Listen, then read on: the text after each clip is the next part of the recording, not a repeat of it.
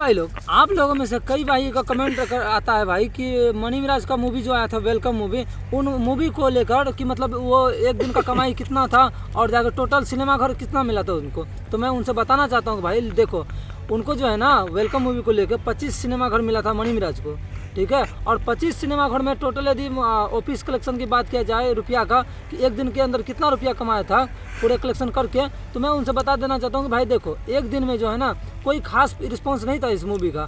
45 से 50 लाख का करीबन उसका टोटल मतलब कलेक्शन हुआ था, और मतलब बॉक्स ऑफिस कलेक्शन जो होता है एक दिन के अंदर 45 से 50 लाख कमाई किया था।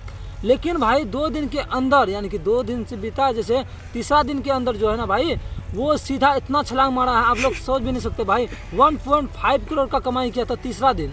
अब दूसरा दिन का रिजल्ट मेरे पास तो नहीं है, दूसरा दिन कितना क्या होगा आप लोग को मतलब कमेंट कर सकते हैं, में बता सकते हैं इसका अनुमान लगा के। जैसे कि एक दिन में 45 से 50 लाख कमा सकती है मूवी, तो दूसरा दिन के बाद तो मैं बता नहीं सकता क्योंकि मेरे पास न्यूज़ नहीं है उनके बारे में।